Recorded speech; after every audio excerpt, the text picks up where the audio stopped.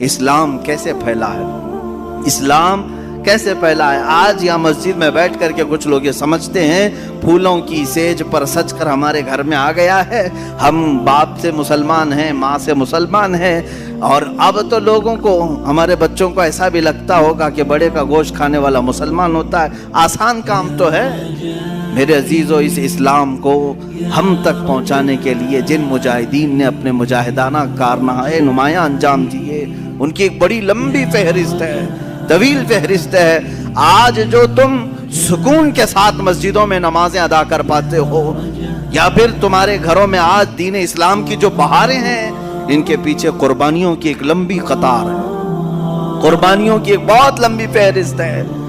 رسول مختار صلی اللہ تعالی علیہ وسلم کے وہ صحابہ جن کی زندگیوں کو دیکھے مشقتوں کا سامنا، مصیبتوں کا سامنا جو کرنا پڑا، میرے آقا صلی اللہ تعالی علیہ وسلم کے یہ چند صحابہ جن کے کردار کی متعلق میں عرض کر رہا ہوں۔ اے نوجوانوں، وہ معاشرہ کیسا تھا جس میں باپ اور بیٹا اس بات پر لڑ رہے ہیں کہ کل بدر میں مجھے جانا ہے کہ تم کو جانا ہے۔ کوئی کھیل کے گراؤنڈ میں نہیں جا رہے تھے، بدر کے میدان میں، مدینے سے 160 کلومیٹر کی دوری ہے۔ باپ اور بیٹا رات کے وقت گھر میں لڑائی کر رہے ہیں اس بارے میں۔ بیٹا کہتا ہے نہیں، میں رسول پاک کے ساتھ جاؤں گا۔ باپ کہتا ہے نہیں، میری عمر زیادہ ہے، میں رسول پاک کے ساتھ جاؤں گا۔ بیٹا کہتا ہے آپ بوڑھے ہو چکے ہیں، جوانوں کی وہاں ضرورت ہے۔ ان دونوں کی تکرار ہوتی رہی، یہاں تک کہ دونوں نے قرآن اندازی کی، چٹھی ڈالی جائے، جس کا نام نکلے وہ جائے حضور کے ساتھ۔ ایک بار جب چٹھی ڈالی گئی تو اس جوان کا نام آیا، دوسری بار ڈالی گئی پھر اس کا نام آیا، تیسری بار ڈالی گئی پھر اس کا نام آیا۔ تو پھر جو بوڑھے تھے، باپ تھے، وہ جھلا کر کے کہتے ہیں یہ قرآن اندازی صحیح نہیں ہو رہی ہے، چلو حضور پاک کے پاس جا کر کے ہم کہہ لیں گے۔ انہوں نے یہ سوچا کہ میں نبی کونین کو منا لوں گا۔ حضور پاک صلی اللہ تعالی علیہ وسلم کے پاس آئے، کہا آقا کل آپ جو جا رہے ہیں، بیٹے اور میرے درمیان یہ تکرار چل رہی ہے۔ بیٹے نے کہا آقا ہم نے گھر میں قرآن اندازی بھی کی، ابا اس قرآن کو مانتے نہیں ہیں، اس قرآن اندازی کو نہیں تسلیم کر رہے ہیں، یا رسول اللہ آپ فیصلہ فرما دیں۔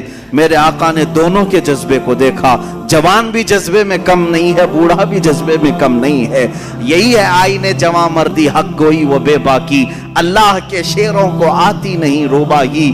ان میں سے کوئی ایسا نہیں ہے جو بہانہ ڈھونڈ رہا ہو کہ میں گھر میں بیٹھ جاؤں تو چلا جائے، بلکہ وہ بہانہ ڈھونڈ رہے ہیں کہ کوئی ہم میں سے آگے بڑھ کر کے حضور پاک کا دفاع کر سکے، پہرا دے سکے۔ رسول پاک صلی اللہ تعالی علیہ وسلم نے ان دونوں میں دیکھ کر کے پھر جو بزرگ تھے، صحابی تھے، ان سے کہا آپ گھر پر رہیں، گھر پر رہنے کی اگر ضرورت ہے تو آپ اپنے جوان بیٹے کو ہمارے ساتھ بھیج دیں۔